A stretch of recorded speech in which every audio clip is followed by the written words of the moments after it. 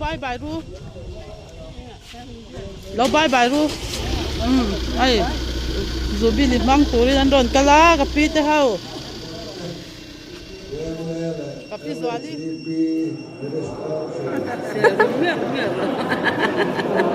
thế cái xe thật thế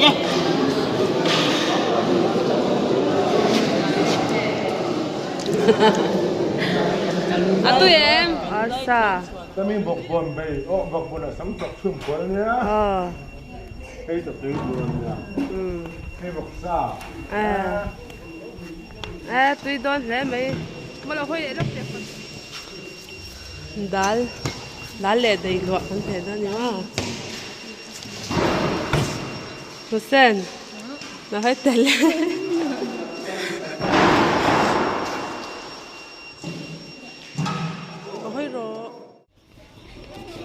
Ole vo in hian in Mizoram Pawl de mang turin Dulte branch te chuan ram han na an siama Jubilee kharna program golden Jubilee kharna program te pon mang hal don hai anin puat chan na sa ve khop maya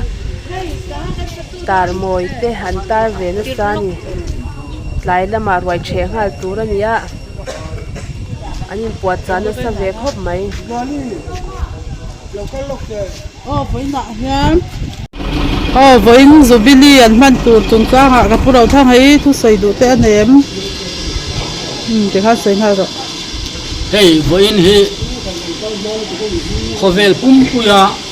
upa te ni tiani a October ni khat sumi man rual chuan hei ke ni Dulte branch pi khian golden Jubilee kan hun chi alo ni a chui mang tur chuan kan in buai saya hei thei ang tokin ruwa man na kan han siamani ti chuan lim taka man kan duwa ruai te buai sain ti hian me te le eme chi pi te kan vi si te kan soma tin mi mal tlom ngai te po voi ne hian he hun min man pui tur hian kan somin kan han nen ani e lim taka man kan be se e với ni Pawl de ni le cái ni Dulte branch MUP te golden Jubilee kharna program man turania chumeta na chuan member te pokin theyang berin kain awa ani lenga rim taka hun mang tur le ruai te bo sai ania chung te po NGO kan som ho te nen rim taka ruai te the ho turin ruam man te kan siama chumi ti ho ting la tur chuan member te thanen tak than kal khom thei tura kain ngaya eti hian kolkul area atang kan president upar le na sailo le pulal chuan oma awnar area secretary te miron ho thei do na kan lom le a chung te nen chuan hlim takin voin Jubilee kharna le upa te ni dei mang tur hian kain bo sai na kalani ti han soya chuan voin ni hlim tak le luang ta kan man kan dei se ya member te po kan phur tlang le a hlim takin kan mang tura kan ngaya kan program duan sa te po ko chang tlung takin kan mang thei don ni in kan ria a kan lom hle ni hey với nãy hian tak mấy kan tonga Dulte branch Pawl te na an lo kin na miro pui tak mấy lo khen ka rek mai a te hi kun go pui hun hum ok kan ya với nãy hian te ti ngam kum som la lai mai an lo khen ka mai ti au pui ka te ka lom pui tak se ta du sa sam ber la na với nãy hian hi takin hun hong se in an kal le zel na tura po lang ta na Pawl poi mo le Pawl thatak ni se tu le tho ho na tha ni zel turin du sak na sang ber ne kolkul area MUP Secretary kania Dulte Branch Jubilee Mandona Vagin Jubilee Manpui Turin Pawl Pulatang kan Sutran Arvenia Fin Takin Jubilee Man kan Tumani Tihan Uncle Khom Tan Meka Kokul area shrai tu ten an ron man pui thei boka hei alom khop mai Lâu bye bye ru. Lâu bye bye ru. Ai. Jubilee mang turi an ron kala kapi te hau. Kapi zwali.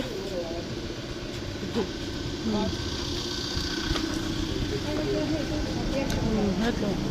Okay, dali di kan.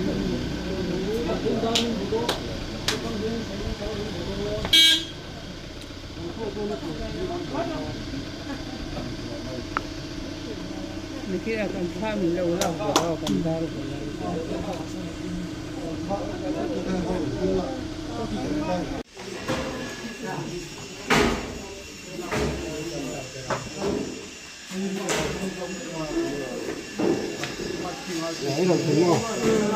Trong mọi món cái chứ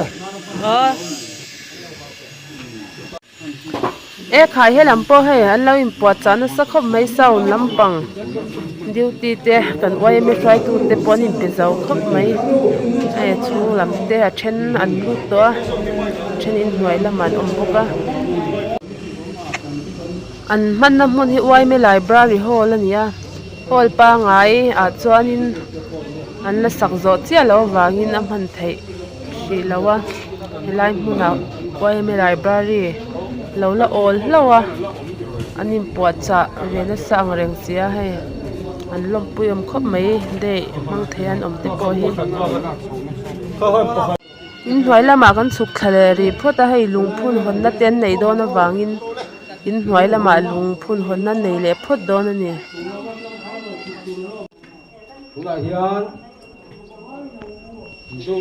Mizoram Pawl Dulte Branch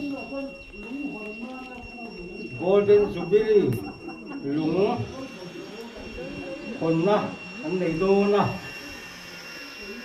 hoini hi October ni khat sang hi som hi panga upa ten ni ania Golden Jubilee kharna ni bok lungphun honna ni bok mang turin kain bo saya lungphun hong tur hian Mizoram Pawl Kolkul area president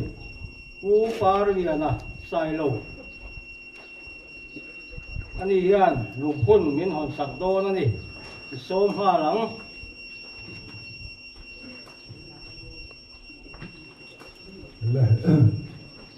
Dulte MUP Dulte Branch member rong te Kolkul area MUP pengin cipai bu ka chu foi na hian ai Dulte MUP Branch sang khan zakwa somsari panga April ni so panga như thế mai cần có takin alodin trước kia chuan khối tu phát ra tên cần liệm nua khối tu đắng tu ốm chấp tên chú nào chứ rồi xuân chúng rồi khối sầu dễ lên khối này Golden Jubilee cùng sống ma tiền na lùng phun hòn thầy ở lối người ta anh em cho chú nào hiện lùng phun cần hông anga cho mình ăn hòn nua chuan cần giải cột campaign tur tôn nhà lồng nàng ole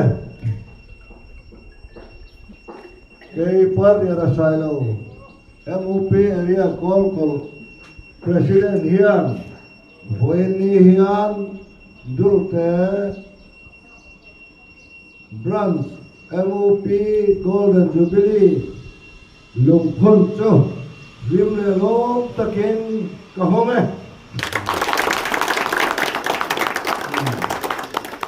MUP dam le lo se an dar ho turin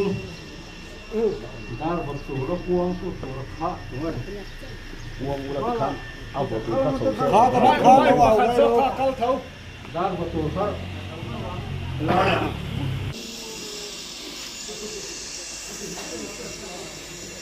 ดาร์วงนะหุ่นอันมังเล็กพดโดนะ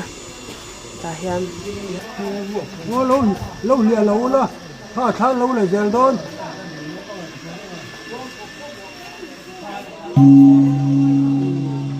to cái khán giả chú mình gió vật đồ đến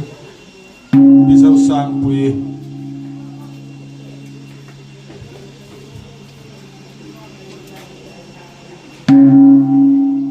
bùi đầu buông là vật lẽ ngã chú mình gió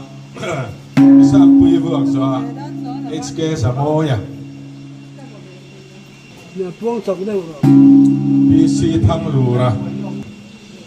PC bà hí ra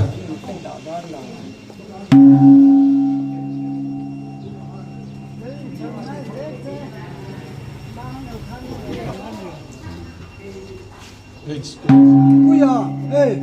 lúc rõ khá lại cho khá thả lao này đi pa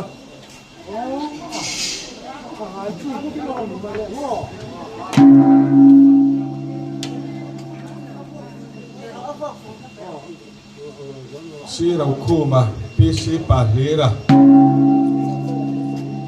pi thần xây Kulal biak thang à ang khalawin nai le ula pro pui thang hana ko to mo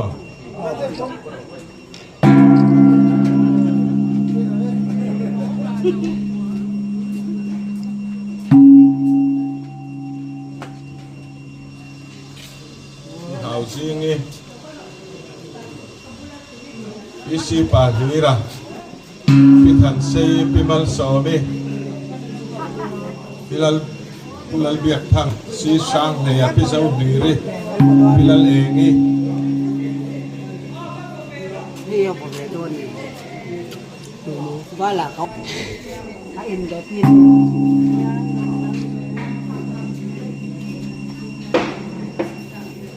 bilal engi so pi chuap ku nge piral ka pi sang si ki pi lian do li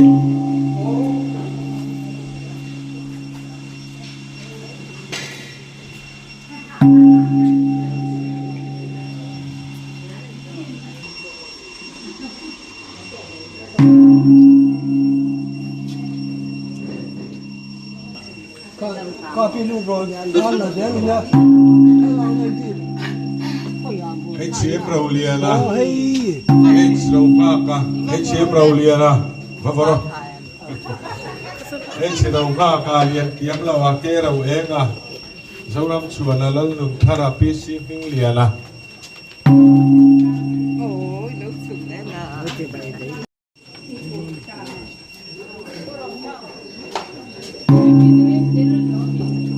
ke rau enga mo usanga ai ka bu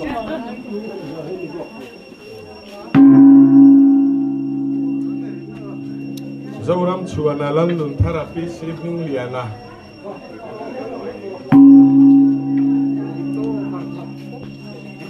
song thara lal nun moi sai lo rau lu ti siami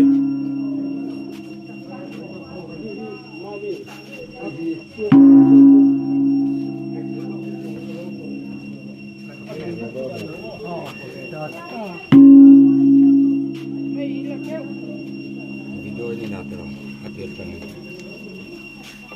ko siami na ko to em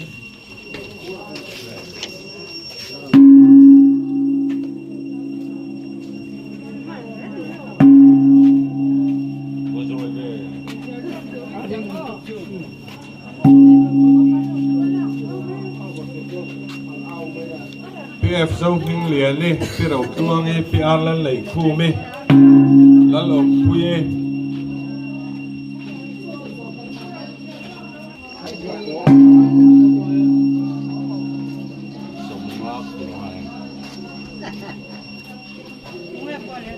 Đi,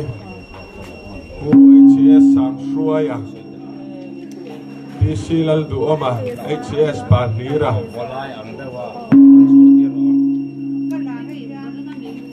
HCS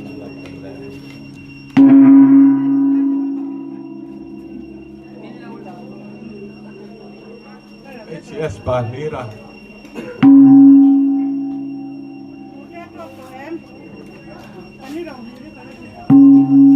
WMAIO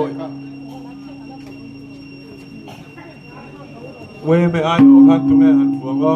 president han fu mai sela chumi zo MHCPIO avatur lo in ring box chumi zo VCIO avatur MHCPIO avatur hello in ring le VCIO avatur ne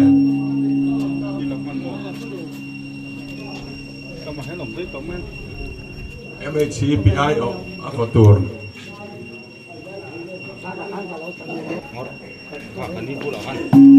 VCIO tur hat tunga o an vole sela helam ro hoi ro Pidar thang pui chume zo pu chuan oma hau har kol kul chume zo pu par liana sai lo kol kul anu nung pera pusanga khana volawa pu tian tirungop ta lo la le lo kami zo khan o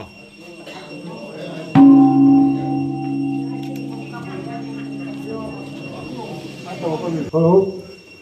Hello mà, nhìn chiếu là mà hiền.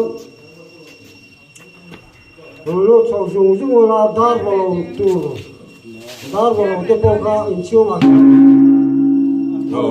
Dùng thấy ihan voi somli Papua ni toa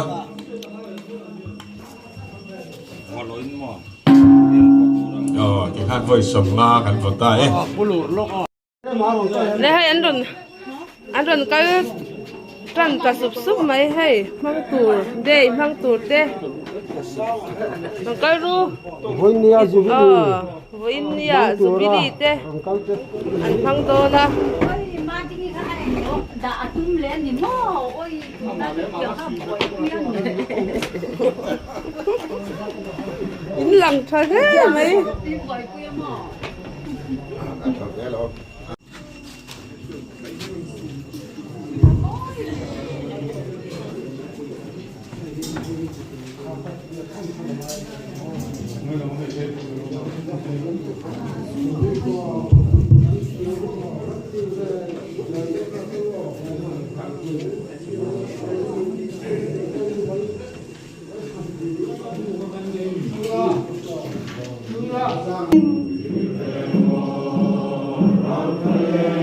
ôi lai đoam về đón mà nghe azun ri sang kai nu lim thang mà say riang in nấu nghe nè lim lai cô cu mà sam ra ta chung kim lai cả ngai mà nghe tìm thằng lệ thiêu mông một ta căng mò trả vai mình để ban tụi mình sẽ không làm được cái gì nữa không biết anh cùng văn làm tụi tiền vai khá là chân thủ một tổ mây là nó sẽ có làm sợi hút chú có một người một chú Dulte brand rồi một cặp bảo tên đi tên xe na golden Jubilee kharna function sáng chụp quá sùng sài tala này đi khá hay đi chắc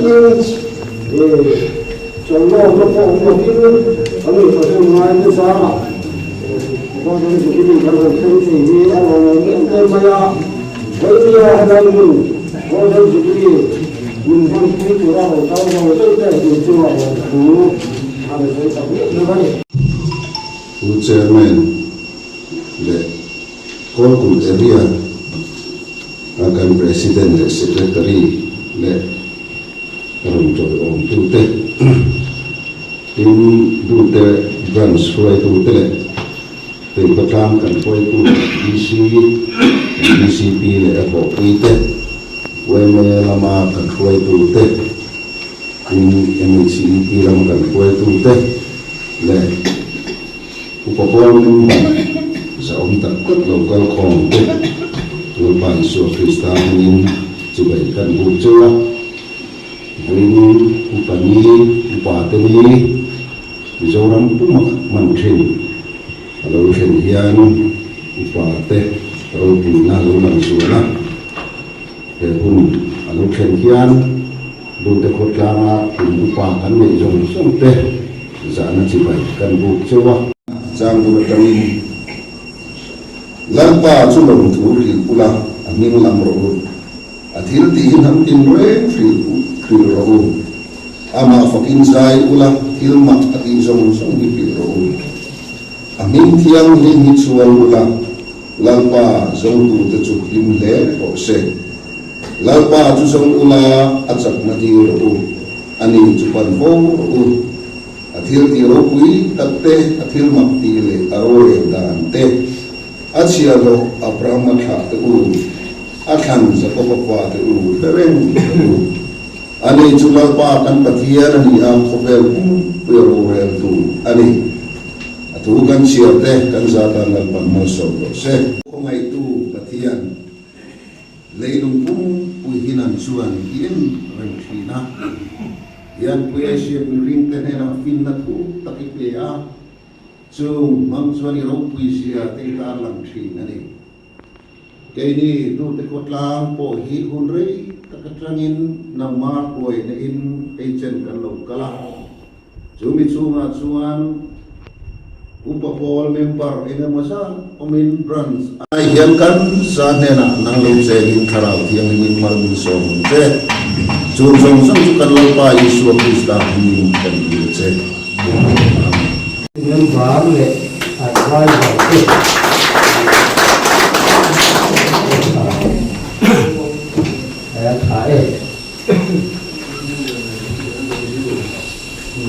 với golden jubilee mong từ đó lúc gặp mình còn cái chỗ sống sống kia mà sẽ biết như vậy đối với MOP ION cần đủ chưa thì với nghĩa hiện in lông các welcome speech sẽ từ đó luôn cần là tôi cái khát mà có là bị ngay đầu tiên anh ấy mà đó chứ mình ruột tao bảo chứ anh đi về mấy đô nó cái sợi thiên cái như là cái sợi âm khắc in chứ mà cái lồng cái sợi này thì đó chứ mình lâu cũng sắp vào tủ riêng cần nghề mà sợ chứ anh ấy càng cái là hiện lên bán giá sầu người này và thu còn có mà mình có ra là về chuyên nghiệp cho tôi là hết chuyên nghiệp cái là ba cái sợi thầy là ba thì cho nên là lên bán đi sầu pana o so ni da pani agama tijuan tato ni bahi pakat abi kan nei pokale tijuan hey kan gala dan hi du kumu chu so do pokan te ma awu na ta boi ta le do ba ni mala ya de wat da lo lo ba tin hi halai kan chu hi kan mun nei kan ni ya hi Anu kiri satu pura kan kira, besi di dalam kira, saya sih punya, kan tersen. Anu day, golden jubilee, belum ada. Kita cuman Dulte akan emu member. Ini masa kan langsung doa. Anh hùng cái bộ hành siêu siêu, mang ro cái gì đó ba,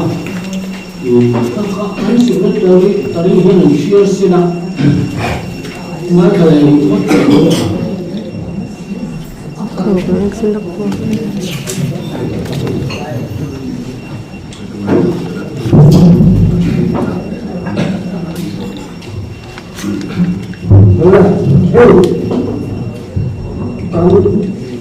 Sườn tụi đi, ở bên một người mà đi, và sườn ngay là có đi ở đây, ăn đi, ăn chiều.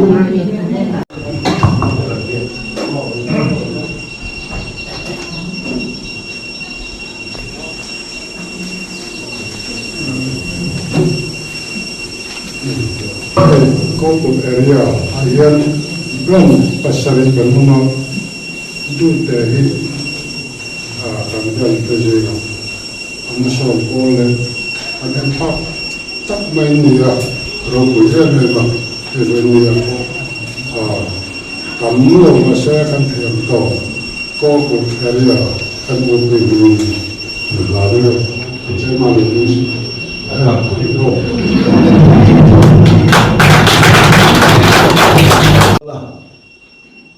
He president Abachuan nên rồi về area nhưng thôi cái soi kiam lâu không maya tu nên là cái sắp tới cái này mà sao đâu đi tu để chuan hỏi là Jubilee Pawl hian Dulte MOP kan member trong te si bai kan du chowa ten hey hun min man pui tura kan Mizoram te hun sar min man sak tu kan passport te UML MHCP Village Council lamatang te a kenon Dulte hi lo men mani di ka pe kan soi ve du a Hãy subscribe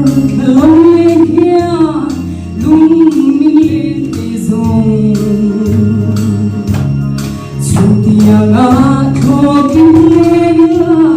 Ghiền Mì Gõ để không bỏ lỡ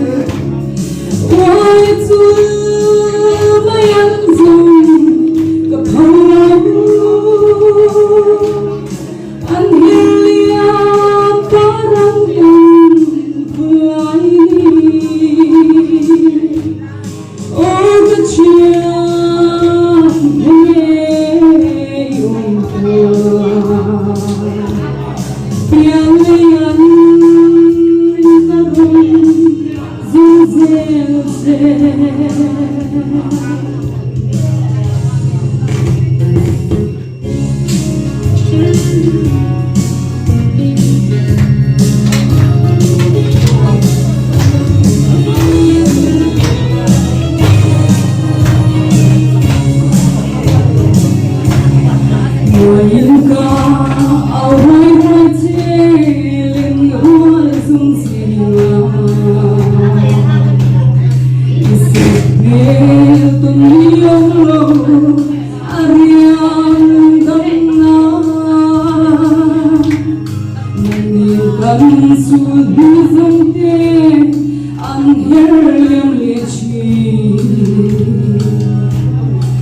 chuyện đủ ta khi dài vô buồn ngang nghe quay chúa mai ăn dùng tập thân lâu ăn helium ba đăng cần lại ôi cái chuyện hôm nay ôm cờ tiếng liên cầm dòng dền tiếng liên cầm dòng dền hello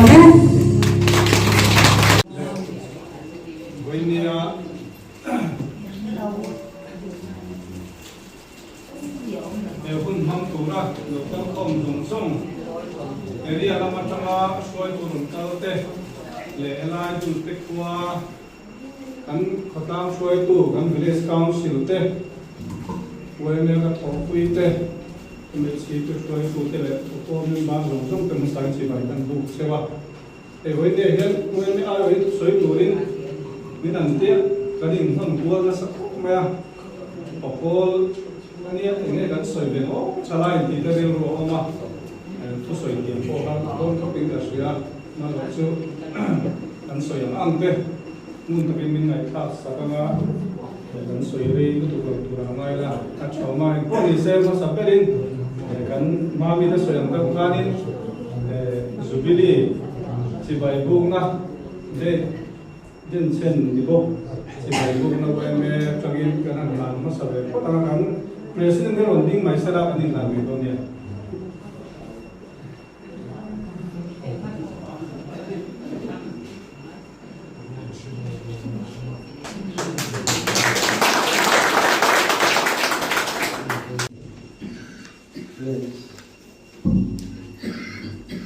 Let's come to the top with the NGO sang với tu thế này với nia golden Jubilee mang tu ra. Nông dân sống sung tê, village council, ai win si bay,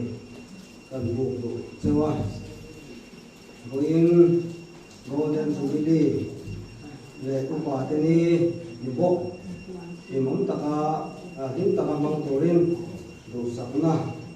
kan nasa sewa ni, chuan, Jubilee, nom puina, kita ki Jadi kan mai là mình làm phút đầu đi là phát sáng này, rồi làm thế giờ này, thế là các loại tinh xua để xưa lại, thế là mặt thân.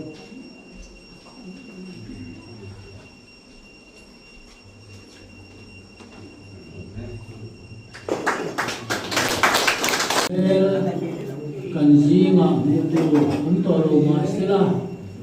kan diru ro chu an ma mi lama ai ngat dengan kan kene gani in kan utak ne gani ke kan bilan kan zain moi ngin minit khat kan dinga helai tangin trong khai na in chu kan hun kan nang jo do nia le dinga mule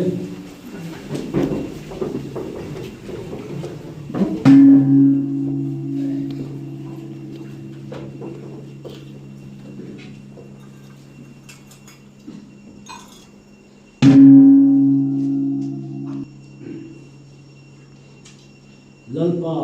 kan pathian chung nung ber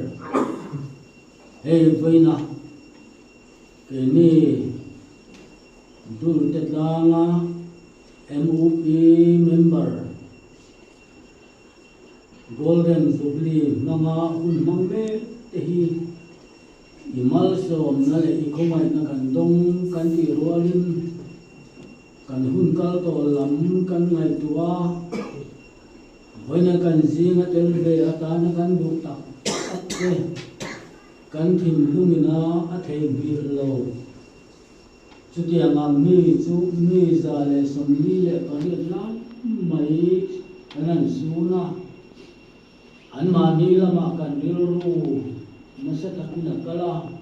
kan kuwa te ko an ti hak leni ma sela chuti angkara chuan an kal san ta he an pol pui te hi nangman min kai khoi ze lang ti kan ringa chung kan mi huai kal ta te su nu an ma so a chuya malen thei turin bani an mani ngai tak chunga su na hun mamme te min ti chak thar liam che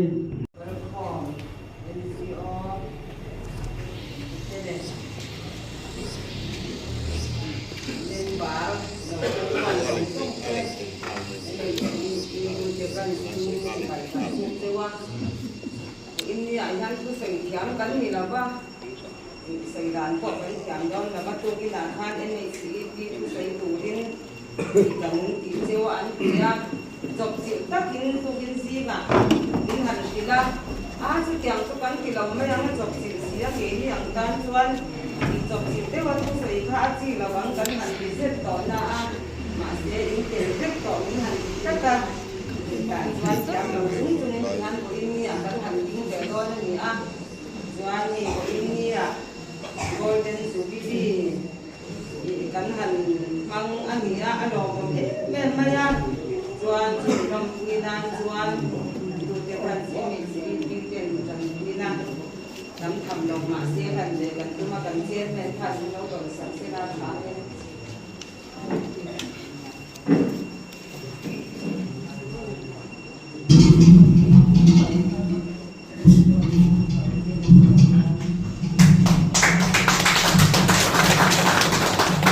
tulam pangpo an buai kho mai hai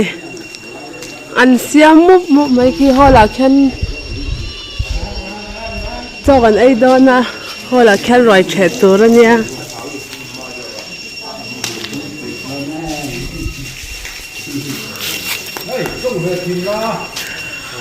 ulu engin siama apa khuk mel ve hiang ada ni sampai kena lah ai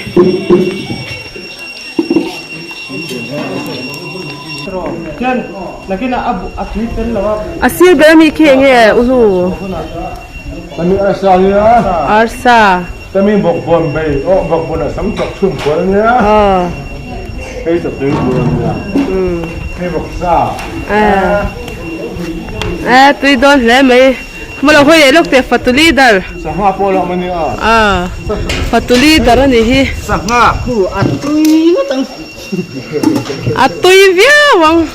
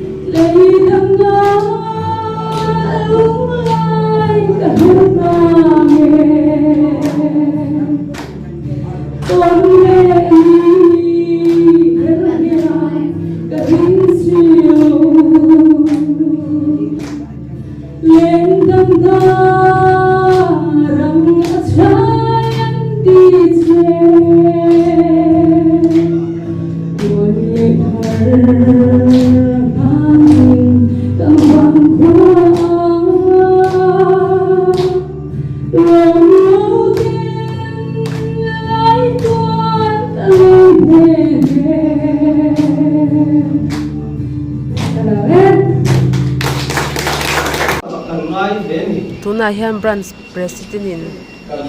senior tlang zarna anei me kan dang chwa som sari panga atanga umin khna koi tote chin chiam na bu ania le jo ka chuan le khabul lung le kha ti te koin tang lai na oma then khat chuan so ria te tia a eng mon sia ka lu ta tin sia ma man to tam te ko na sa thia koi ro chuan ei cheng som thung te cheng som nga te cheng za te chung lam pia ro mai le thei tan tin bo sai na sen so ve mo zong om ve a tu mi ta chuan in thei lem ma tiang ten ro mai te tiang ten cheng som thung te cheng som nga te cheng za te chung lam te in le thei turin committee awa panani dikha ta jilan to ome ki hian kum somriat chunglam te longpuina thilpek an pe dona an pe meka MUP member kum somriat tin chunglam te longpuina an pe a an ti tha khop mai upapol te an upa te an choi moi thiamin anin ngai hlu thiam khop mai en ton tlak takan ni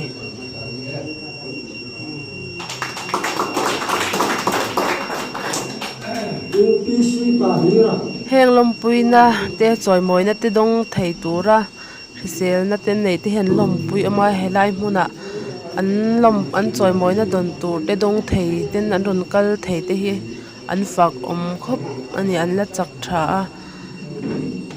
an mani po nuam an ti a voin ni hian an lim em a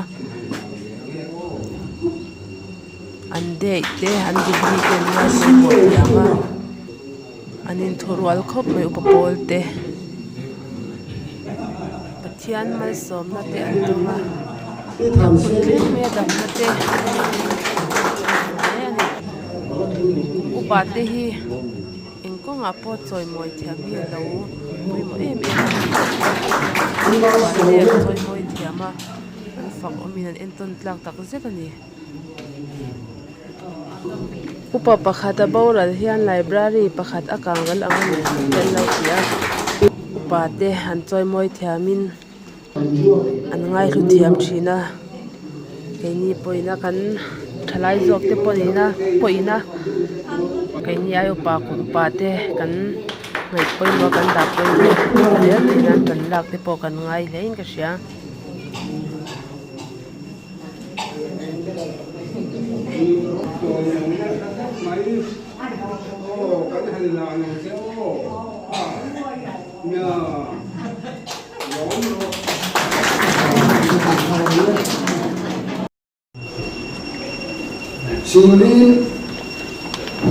sinh lý sang lý sang lý sông lý sang lý sông lý bằng à hiền sung cái là đủ đây đi khá xây ra tin coi sa mang đồng tê trên người không lệ sinh lý tu lệ sang lý lệ sa lý lệ bằng à anh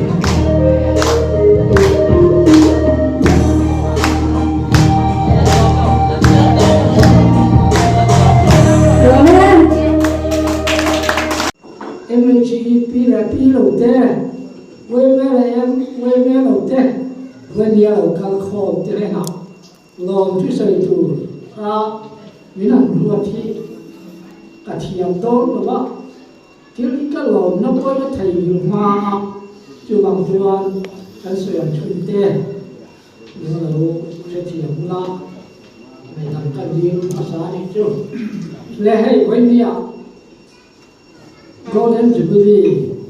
MOP Dulte Brand Chuan, Jubilee Gan Mangania, Jumiwa, Rotua, Kumela, Niro Pui in Angklang, and Van, Upade, ก็แบบฟังสังอาวินในเฮียนอันฟังโดนมิโซรัมไม่นี่ละวินจุมีกันมันถึงนัจุรตานาสิวเราสุตุเลยเราถกริมตกเตอินถกริมนั่นเลยอินในตัวในอินมันนาเตเลยชุมเนี่ยไปในนัจนะเราเสียจะให้นักคามหลอนถูรันจวนกันใช้โมอะไรนี่วันนี้กันมันถึงนัจุรตานาเฮ้อาหุมาเตเลยไอ้เรื่องอินเตอร์ยังคิดเนี่ยกันในตัวอ๋อที่กันในตัวไม่กี่เต้นอ่ะมันถือว่าย้อนกันเสียกันนินเอ็มวีพีนรู้กันในหรือว่าชวนคุยง่ายกันมันหนังกันตีอ่ะคอมมูนิตี้ฮอลล์กันตีอ่ะ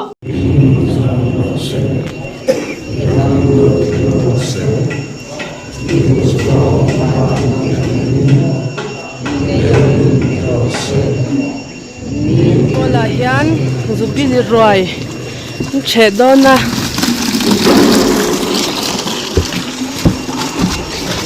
lama lama po ta ya lo wa se ni to ko mai roi che turin lo ne di to ko ne di dalte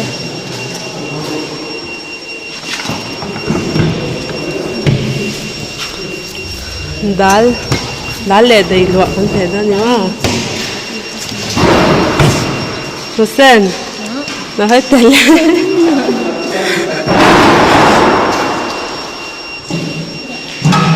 ôi rồi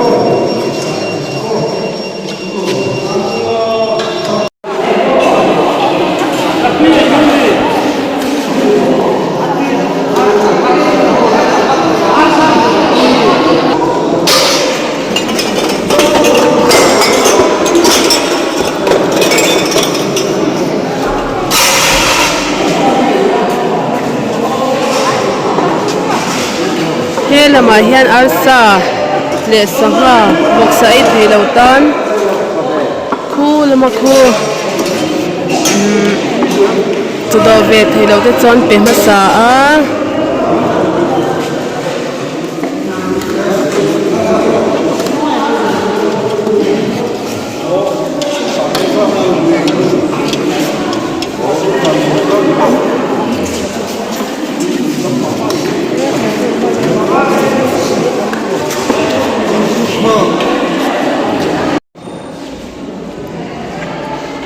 chọn ấy chầu trần mẹ cái hay ăn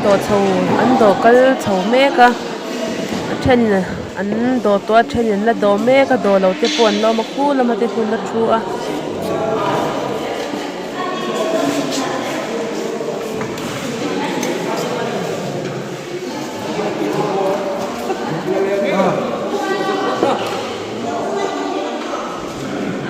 không chụp cái hoa đó sao đấy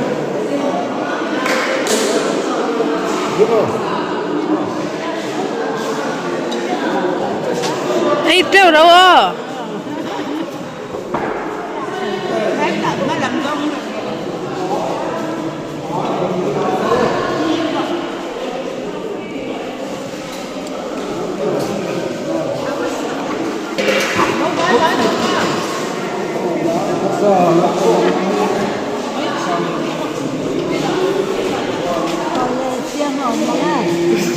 ấy treo đâu à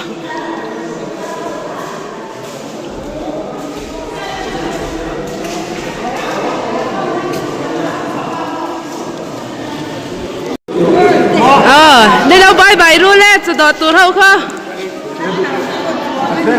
Jubilee rồi anh trẻ đó na hay à trên này anh đột vào khu là mà khu này papa ê là mà hiện in anh lên là thui khóc mấy ê tại hiện cho anh đó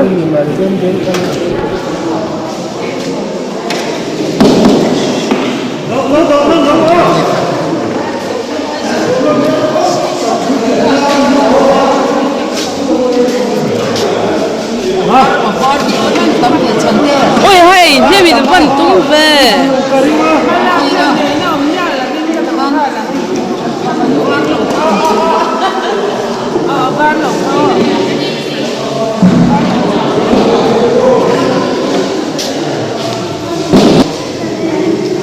đâu bay bay luôn lên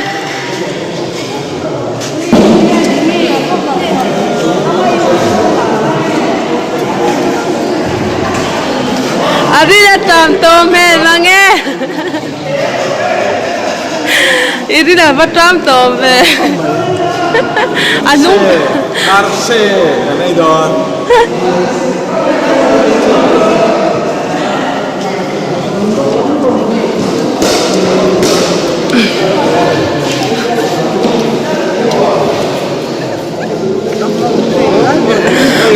anh bắt tôm về à tụi em tí nó cục ấy đủ khăn khe nghe đủ khăn khe tệ nó sặc mà nè sẽ miệng cái này à cái sẽ thật thế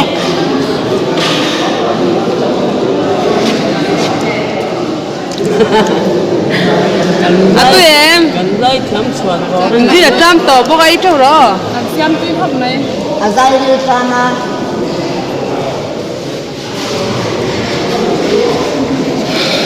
ấy tụi em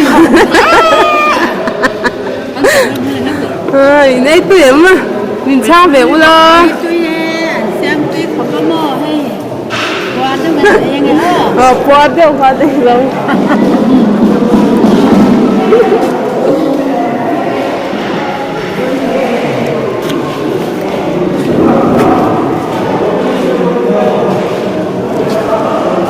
này tụi em qua đâu mình này rồi con phong đi ra đây nào hey vẫn đồn thêm em một tiếng đây tấm thế nó có tiền tấm thôi rồi đây tấm mình phải tấm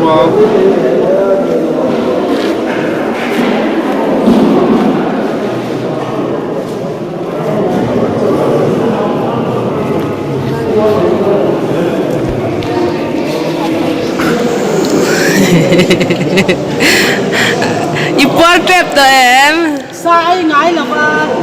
bag bell ro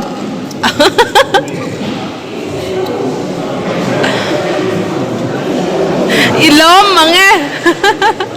bur bur mày à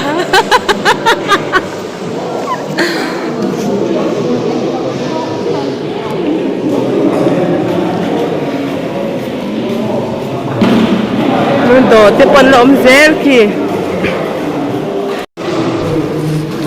ê tí không mơ mà đầu tư cái lớp việc đầu tư cái lầu biếng hóa thì đầu trong đầu hay rồi lên hôn sạc la police thì bay đâu mi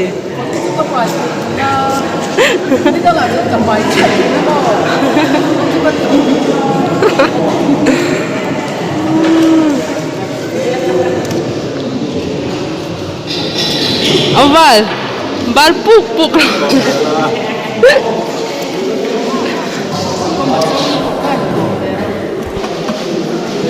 có một đàn bò thế là vậy à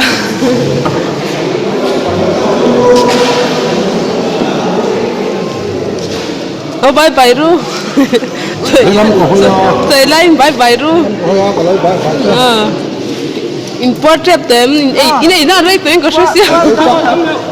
là chính khai này tôi có số xe cái cái sao bang cái qua rằng mà đón đầu đó đón bye bye ole khati zong kha voin MOP day le Jubilee manna program kan thlir thei te chu do ni le phot sela like le comment mi lo pek sak theu turin karon som chewa subscribe lo te pa mi lo subscribe theu turin ka som bok chewa ni e